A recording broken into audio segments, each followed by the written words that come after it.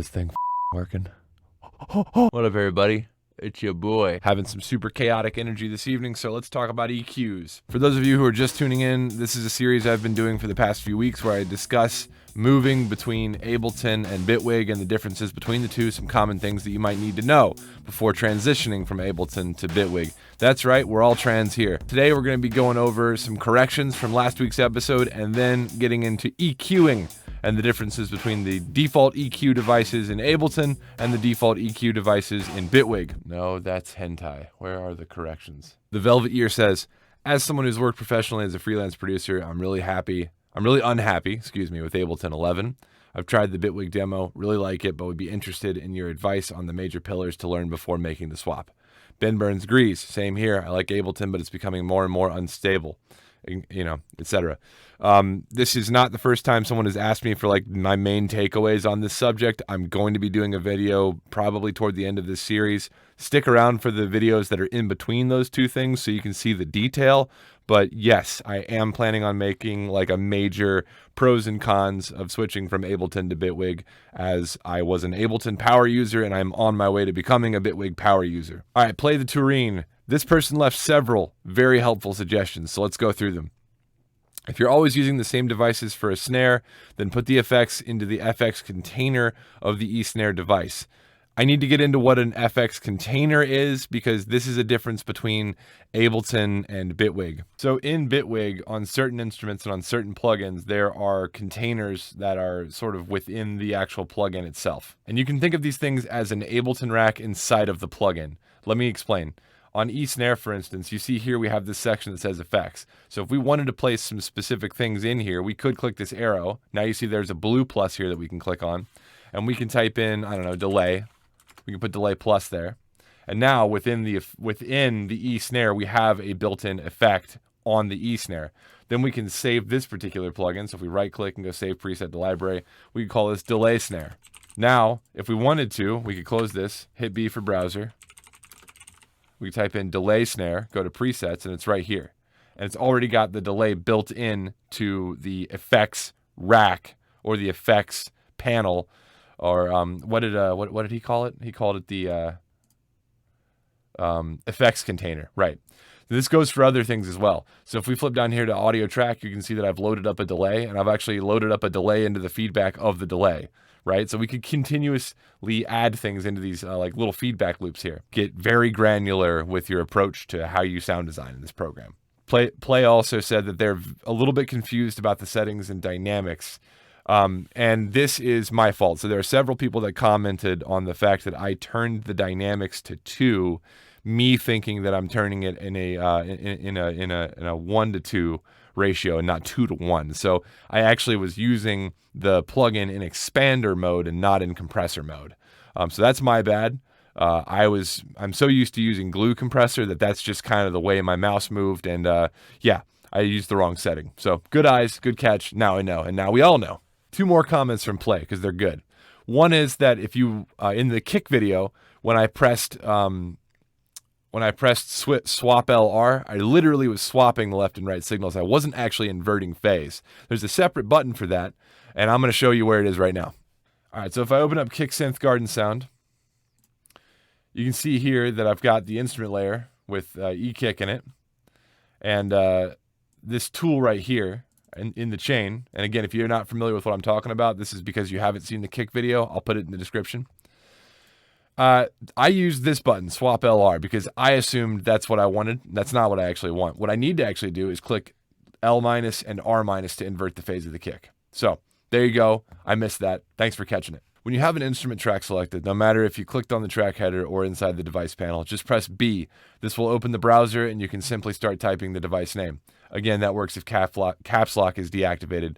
And if you remember from the kick video, I did figure out that you have to turn caps lock off before you try to type in the browser, or you just get a bunch of kicks. So good tip. I have been using B. It's a lot faster. Thank you. One last comment from Play. With focus on any Bitwig device, press F1 and you can get an interactive help page which explains every knob and button. This is something I've known about, but I haven't shown you all, so I'm going to show you now. Right, so with my instrument track selected, I'm going to press B. Then I can type in Garden Sound, and I can swap over here to the Presets tab, and I can double click on, or I can actually just press down, and then enter on snare generator, right? So now I have my snare generator pulled up. If you select any of these headers, like E snare, for instance, this little title bar, and press F1, it pulls up a help menu. But not only is the help menu helpful because it shows you what you're doing, if you crank any of these knobs, it actually changes them on the device that you have the help menu pulled up for. I have never seen a help menu be this fucking intuitive before, but literally you can just like, while you're fucking with something, like, oh, tuning, right? I wonder what I'm doing here. Press F1, and now I can... The help menu is interactive. How cool is that? So again, thank you, Tareen, for all of the amazing comments that you left. You were very helpful. Online Scammer 8291 would like to let me know that I've been permanently banned from our Bitwig for mentioning Linux Multimedia Studio, and I've been banned from our Mario Paint for not using a Nintendo licensed mouse. I really just can't win here, guys. So make sure you give me a like and a sub. I'm just getting banned everywhere these days. Okay, our last comment of the day comes from XISO, who's been talking with me privately and is working on a saturation and soft clipping, hard clipping video and how to do that in Ableton with me. So yeah, we're collaborating on that. That's coming up in the future, and they've been really, really helpful. I'm going to include a link to their YouTube channel in the description today. And when we put out the hard clip, soft clip video, I just want to make sure that you guys are aware that this resource already exists and they're really good. So go check out their tutorials. What they're trying to tell me here is that at some point, I'm probably going to get booed for using EQ Plus, which is something that I used in my chain. It introduces a tiny bit of non-compensated latency even with no active nodes, which was hard for me to understand what that means, but then when I put it into practice, it made a lot of sense. So let's go ahead and get into EQing, which is today's topic, and I'll explain what this means later. In order to talk about EQs, I need something to EQ. So today I'm going to be using a track from my upcoming album, Bird Rider. This track is called Steam Heat. I'm going to be using this track for two reasons. One, it kicks ass, and I actually believe in my heart that it kicks ass, which is rare for me with music that I've written. Two, I am not above a shameless plug. Let's get started. My favorite one is EQ8. We're going to go over that last. Let's see what other EQs there are in Ableton and why you would or would not use them. So you've got EQ3. EQ3 is like a DJ mixer EQ. It's got 3 knobs and 3 buttons for activate or deactivate. It's got a low frequency cutoff and a high frequency cut. So basically a low pass, a high pass filter that you can manipulate. But here's what that sounds like.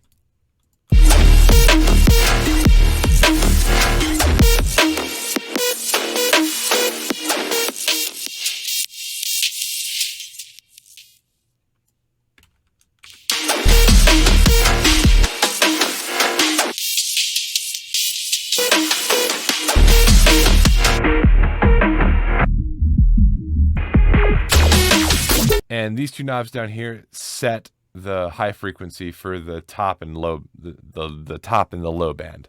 So this is the cutoff for the high frequency band. For instance,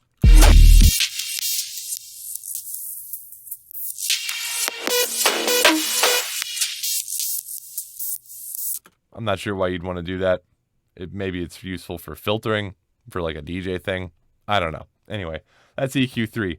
I never use it. I never use this either. I really don't even know what it does. I'm not qualified to really speak on it, but I'm going to try. Inspired by EQs found on classic mixing desks, Channel EQ is a simple yet flexible 3-band EQ, fine-tuned to provide musical results for a variety of audio material. Activating the HP 80 Hz switch will toggle a high-pass filter, which is useful for removing the rumble from a signal. The low parameter controls the gain of a low-shelf filter, tuned to 100 Hz. This filter can boost or attenuate low frequencies by a range of plus or minus 15 decibels. The filter curve is adaptive and will change dynamically relative to the amount of gain applied. The mid parameter controls the gain of a sweepable bell filter. Unlike the low and high parameters, mid has a range of plus or minus 12 dB.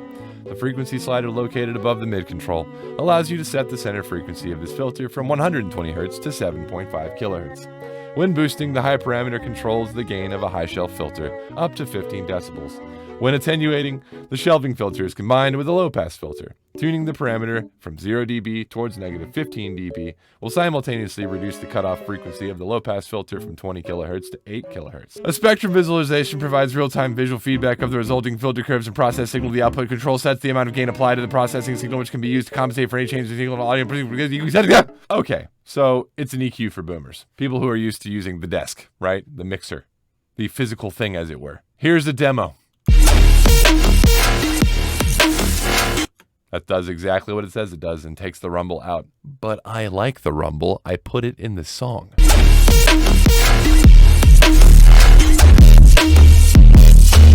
Okay, that's what the low boost does. Let's see what the mids do.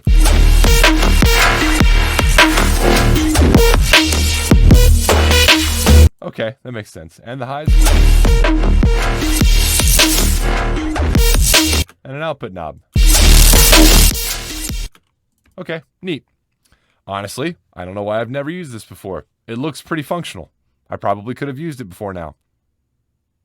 Oh well, this is EQ8. It is easily the most recognizable EQ in Ableton Live, probably the most used. It's the one I use the most, and I use it as a utility. EQ8 is a very easy to understand EQ. It does exactly what it says it's going to do, and it doesn't do anything more than that, okay? This is very similar to the EQ Plus plugin inside of Bitwig, and that's why I was kind of reaching for that when I was going into Bitwig, but there's a couple of caveats there. We'll get there later. Let's talk about EQ8 for now. My default instance of EQ8, when I load EQ8, has a low cut on it, and it gets rid of the rumble. So let's listen to exactly what that does. I'll turn it off so you can remember what the track sounds like, and I'll turn it back on to cut the rumble.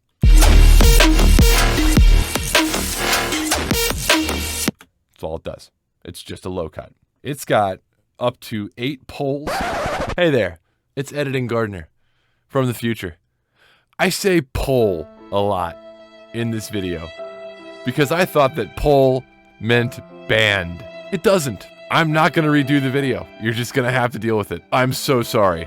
It hurts my anus just listening to myself say pole when I meant band. In this video, I'm going to use the word pole and the word band interchangeably. It's not correct. I know it. Thank you.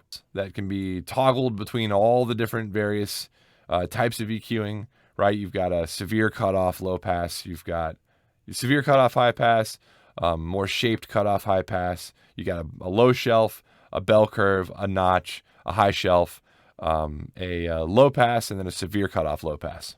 Those are the EQs that are available. If you highlight any of the poles, you have several options here on the left, like the frequency of the pole, the quality of the pole, and the relative gain of the pole. There is a stereo mode, a left-right mode, and a mid-side mode. And I'd say that the mid-side mode is what I miss the most from Ableton to Bitwig having it built in, but I will show you something in Bitwig that gets us very close to this, and in my opinion is a little bit easier to use. Adaptive quality means that the boost or the cut becomes more intense as you increase the gain. So let's take a look at 2, for instance, which is a bell. If we increase the quality on 2, as the gain increases, the quality itself becomes more of a peak. But if we turn adaptive Q off, you'll see that it's less narrow, and it does not increase with the increase of gain or decrease of gain. Scale option here will increase or decrease the scale of the, basically it's like an attenuator. It will increase or decrease the severity of increasing or decreasing gain on each of these individual poles. It applies to every pole except for the high, low cut, and notch filters, I believe. You know, I could just open the help menu instead of blowing this out my ass. Hey, I was right. Nice. Dead simple EQ. You've got plus or minus 12 dB that you can fuck around with, 8 poles. It's super simple.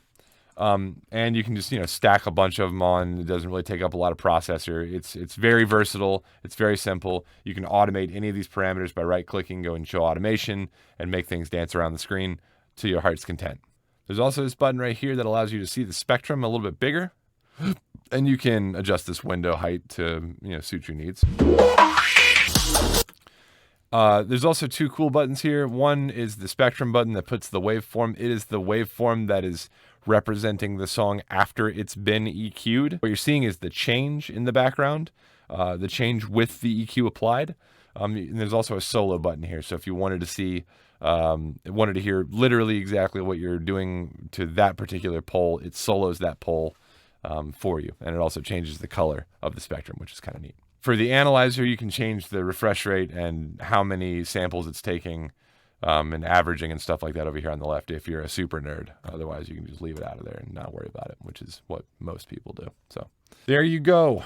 That's an overview of EQ8. Again, I don't think anybody on my channel has any questions about EQ8, but if you do, please leave them below, and me or one of the other Ableton nerds will definitely take a look at it for you. Before we go over to Bitwig, I want to show you the plugin that I've been reaching for a lot that I don't think is used very much. So this is kind of still an underground thing. This is CQ. CQ has an ability to brighten sounds up and add saturation and harmonics to midband without distorting too much. So this song is already pretty distorted. Let me show you what you can do with CQ. It doesn't really need it, but let's add a little bit of sizzle to the top end. So what we do is we'd go over here to the high band, and we'd increase it up to about, I don't know, between 3 and 6. And the high band here is going to be represented as everything above 1.5 kilohertz. So we'll leave it there and see what it does, okay? Let's put it back to 0, and then we'll adjust it as we're listening.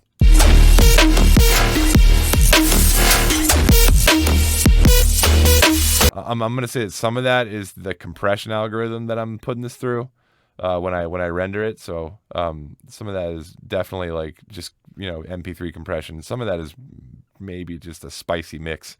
But at any rate, we don't really need it. Just wanted to throw that out there. CQ is awesome. It's made by Sound Toys. I have the Sound Toys bundle. I use it all the time. It's the only bundle I've ever purchased of any plugins. They're not sponsoring me or paying me to say that. Sound Toys makes really, really, really, really solid plugins. I use them all the time. Let's go over the different EQ options inside of Bitwig. Going to the track, I press B for my browser, and then I type in EQ. We have a couple of different options here. EQ Plus, as we've already been over, is sort of frowned upon sometimes in Bitwig. We'll go over why later. We have EQ2, EQ5, and EQ DJ. Let's go over EQ DJ first because it's got the biggest direct comparison in Ableton, and that might just be a good place to start. I need to move the camera because I've stupidly placed the camera directly in my line of sight. That's better. All right. So EQ DJ is very similar to EQ3 in Ableton. It's got a low, a mid, and a high band. Let's press F1 so we can take a look at the help menu. Boom. God, I love this. So you got a low band gain down here. All right, that's self-explanatory. Mid band. High band.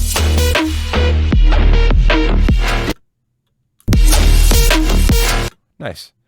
And then the graphical interface in the middle, where we can switch up the crossovers, which probably are also available down here. Yep, that's correct. 2 crossovers for the mid and high, and then we can turn them on and off by clicking on the representative shapes here. That's it. It's that simple. Next. Going up in complexity one step, we go to EQ2. All right, EQ2 is more akin to auto filter in Ableton. That's kind of what I would say that EQ2 is. I press F1 for our help menu. You can see here that we've basically got a 2-pole filter, like a 2-band equalizer.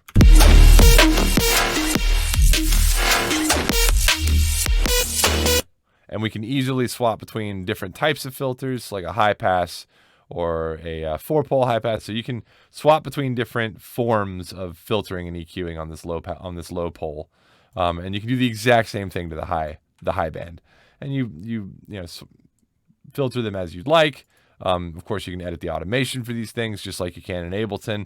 But yeah, I'd say this is much more similar to auto filter in Ableton, where you basically have the preset set to be either a high or a low pass, and you treat it like a DJ filter when you're mixing a song. When you're trying to filter in drums or filter out a track or filter in some bass or something like that, I would actually reach for this thing first. EQ5.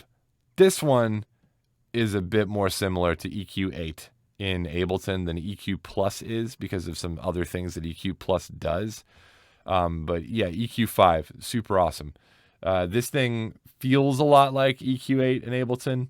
You have these different bands here where you can put your high pass and different types of filtering on, bell, low shelf, etc. So turning the bands on and off is done by clicking on the number. And then you have the same things that you had in EQ2, which are the gain, right above the frequency, right above the quality. It's the same for all 5 bands inside of this EQ. You can also drag this around if you'd rather drag it around that way. Everything can be controlled via the GUI. And you can use your mouse scroll wheel to adjust the Q, right? I believe you can do the same thing in Ableton, but I can't remember for sure. Anyway, so yeah, again, you can drag things, click things, scroll your mouse wheel to make the Q more or less severe. This particular EQ has a visualizer in the background that kind of gives you some idea of what you are doing to the sound, much like Ableton's EQ8. However, you get control over whether or not you want to see pre and post spectrum, or whether you want to see post by itself, pre by itself, or neither. So they're giving you more options already just with EQ5. You also have this awesome knob here that is present in EQ5 and EQ Plus called Shift. And I can't remember whether it's present in EQ2. I don't think so. So Shift, what it does is it increases or decreases the entire filter by a musical half step. So let's say you want a filter to be specific to some resonance or whatever. You can basically set it up to capture that resonance, and then when the note changes, the shift will increase or decrease and provide the exact same boost or cut that you were providing to that specific frequency earlier with each different change in the note or the pitch. Here's a great chord progression.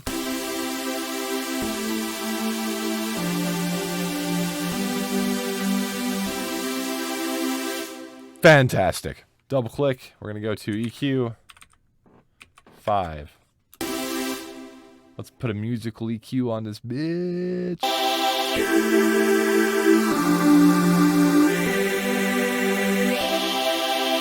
See what I mean? You can set up a filter and then you can just kind of shift it around a little bit as it sounds good. I don't want to get into modulators, but I kind of have to. So let's go to modulators. All right, so this is the key track modulator. It's fucking amazing. And I'm putting this onto, I'm using the whip here. I'm saying whip because I'm used to using After Effects and stuff, and this is usually called a pick whip. I'm using the whip to map this to the shift knob. Then as you can see, I can increase that up or down as I choose. So let's do a really extreme amount of like, I don't know, 72 steps.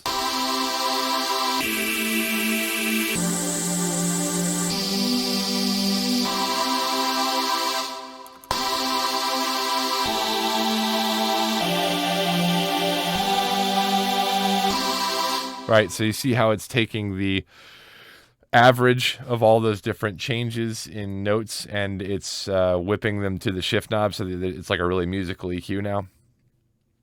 It's kind of awesome. So like this is something that's not in Ableton whatsoever. So this is a modulator attached to the shift knob, and you can attach modulators to anything. Like there's LFO tool in Ableton and other things that you can like, put Max for Live devices and map them, but this is just part of Bitwig. There's no Max for Live happening. This is just part of the program.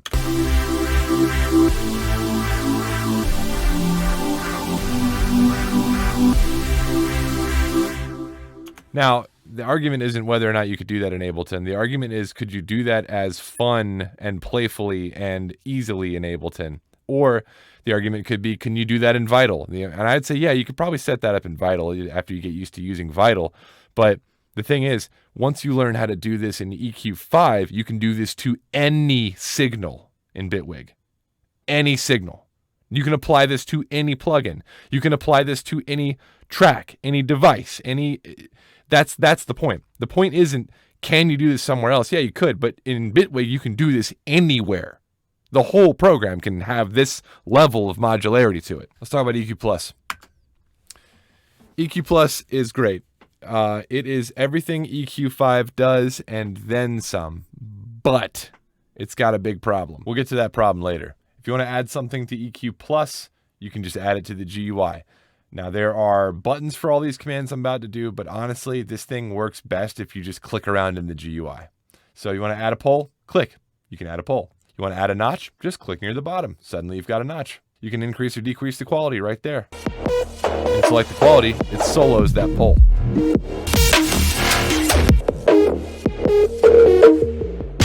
It's also got a range selector. So right now we're looking at plus or minus 10 decibels. We could look at plus or minus 20 decibels or plus or minus 30 decibels. You again have the same shift functionality that you do with EQ5. That's right here next to the shift knob. You can move the whole thing up and down a semitone. That's what ST stands for. This is the button for adaptive Q up here in the corner. It does the same thing that Ableton does. But you can also click down here. This little drop-down menu contains all the different filters that are allowed. You can see there's just more options than are available in EQ8. But again, these are more or less different flavors of the same ice cream. For your analyzer, you can look at pre or post or neither or both, or one or the other. You can choose your resolution and you can choose the speed at which it refreshes. It doesn't give you the same numbers that Ableton does, but honestly, nobody really understands the numbers, so this makes more sense to me. Thanks, Bitwig. Most of these settings here that I'm clicking around and viewing and stuff like this, you can edit and take care of over here in the inspector panel as well. So for each of these things I'm manipulating down here in the device panel, you can manipulate those individually in the inspector panel if that's more your thing. The other thing you can do with EQ Plus, like with EQ8 and Ableton, is expand the window, and you click this button here and it expands it to the entire screen. However, Bitwig does this cool thing where it allows you to undock certain windows. So check this out. If I click this, I can undock this window and I can put it wherever I want, even over here on my other screen, and I can even maximize it on that other screen. I don't think you can see that right now because it's not on my main screen. That's where OBS is recording, but I can drag this around and put it wherever. I can even go to a separate track and that window is still there. If I'm on another track and I want to redock it, I can click this and it goes back to that track and redocks it for me. Here's the thing that everybody's angry about with EQ Plus. Let me show you first what happens if you have EQ5. I'm going to have EQ5 on Steam Heat, and I'm going to duplicate this track, right? So I have two of the same tracks playing. Both of them have EQ5 on them. Let's hear what it sounds like. It sounds like what we'd expect. A doubled amount of amplitude and distorted, right? So let's turn these down appropriately.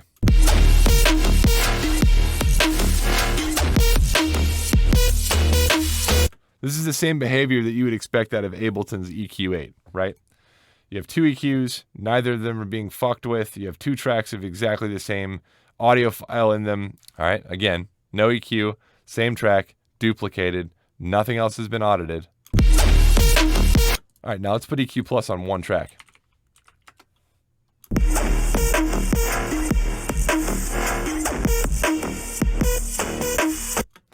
It inserts a delay or a biasing, I believe is what people are calling it. Using EQ Plus like this, or if you're trying to do any sort of parallel processing using EQ Plus, like in Ableton, you can have a rack with a duplicate and then you have a parallel signal where you're editing the parallel signal and maybe cutting something out of it and treating it more like a parallel effect.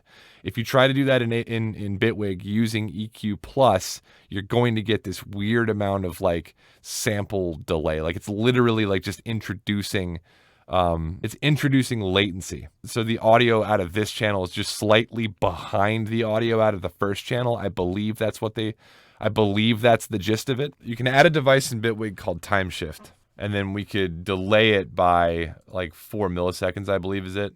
Set the time shift device to 4 samples ahead. Which actually doesn't sound good to me at all. So I'm not sure what's wrong with EQ Plus when it comes to this, but I know that just do not use EQ Plus for parallel processing or you're going to get BS like this happening.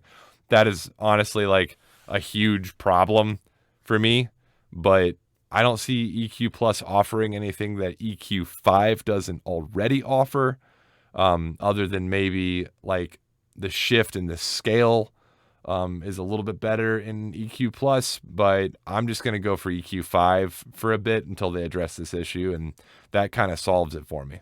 Anyways, guys, that is my roundup of EQing in Ableton and Bitwig. I hope this was helpful for you. Again, I love comments. I like to include them in my corrections section, so if you have any helpful tips and tricks for me, or if there's something I missed, please let me know in the comments section down below, and I'll include you in next week's episode. If you like this and you'd like to see more videos like this, hit subscribe, and please share this video with some of your friends. Appreciate y'all tuning in. I'll see you next week.